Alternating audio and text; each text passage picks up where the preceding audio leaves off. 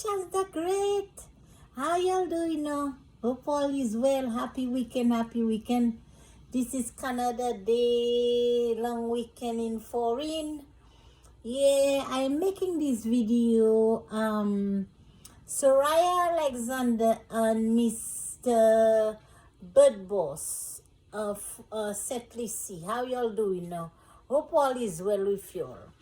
As for me, Diana Charles the Great, I'm doing fine. Hey, my sister. Sohria Alexander. Hey. My sister. You mean to tell me you are trying to talk about my cleaning toilet in foreign? My sister. Hey, my sister. Hey. Abazong mo panlo de kaka, sister. Hey, my sister. But what is your ambition now?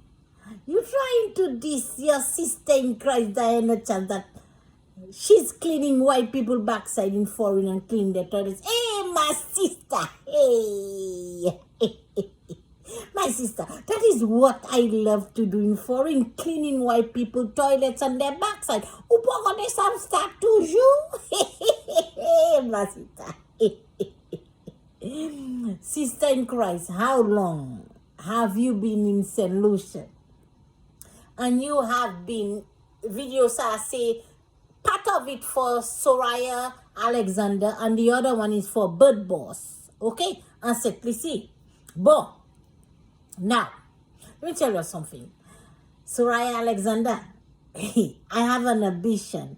Ek mon ambition as a real femme. I work, sister. I have a name. Diana Charles the Great. Bapulo na bazong me. Panore kaka. Ipansa. I'm not on social media looking for fame, my sister. I am working, hard working. I have a name. As a good one. That's the real woman, real black woman. They work and hustle. Now, women like me, I only listen to you on social media, but you are not shit.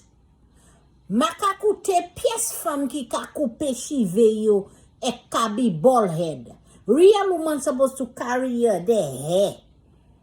Ek why coupe chive is because you have nothing to do as a real woman, sister in Christ. You see me? You trying to think that I will support your bullshit on social media when it's not real. Ute politics, UWP. So, Sohria, not that I love you, but I am being real. You was on UWP side for many years, asking coffee, next thing, who exit to the left of the zero, ek la fini, ou la ek UWP. Ek un vieux nom PJP qui pas support pays, qui fait toute femme, pas fanny by pays, collect tout, ou coupe chivo because you fed up.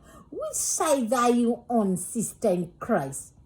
Sister, I don't want to give you mépris because ou pas même ni mépris pour moi ba because at the end of the day, I don't give my own sister. We supposed to carry each other's crown. Ou pas même ni a crown, ek mwen ni a crown. So I don't even have time for you. But I will just listen to your bullshit on social media because ou pas na platform. You don't know where to go. You on a fence and you don't even know when to jump. Si say left or right to jump. So na me wasis man tapusa. Mwen previt mwen netwaye en foreign. Pas oublier, a bazon pan lo de kaka yeme tout bouz. So help me God. Makay lan fekzo. Anyway, let me go start with Bird Boss. Bird Boss, as much as I love you, mean I futo assist because you pan nom. Let me tell you the role of a real king because moi kikay for a king. FYI, love ni yon femme, deux femmes, trois femmes, kay, c'est ou pour garder pour un côté pour me yo. A castle, ek ou pour ni, ou pan pour assise. Et puis les social media, ek ka dépend les social media to feed yourself under to the women that you say you are king. And then you say that you can maintain, no? Low wow vle a king, which you can be a king, but uni pou tiye leve bon dan we ou la, ek alay gade pou travay pou fe, alay gade pou ambition, alay gade pou being a mason, architect, alay gade pou an travay pou sa gade pou femme. Because when I really look at these women, they are doomed by you, under your spell. You foolish man. Yo pasa, they don't see the real quality of being a real woman because they are under your spell as your slave. Est-ce que comprendre? Est-ce que comprendre? So ces femmes ça pas comprendre belté et puis beauty yo. So you hold these beautiful women under your spell, yo ka fe sa yo vle pou, ou pas sa fe sek mwen. Se fam sa la pa me connect luxury, me connect luxury.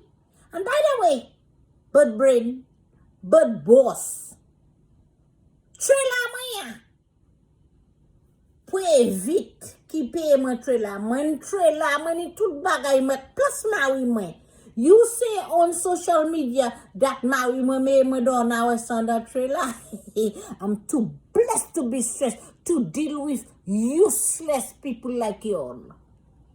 Because let me tell you something, man over word, Mama connect meaning. She's a real woman and she's trying to better St. Lucia. Epi Sohria Alexander Laka plechuite on the social media. You jealous of her? Why can't you upgrade yourself?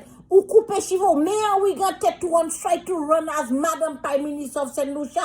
Ou la kanik bat chouat ple choumonte on les social media. Ek Bird Brain, Mahab, whatever year, Natuki,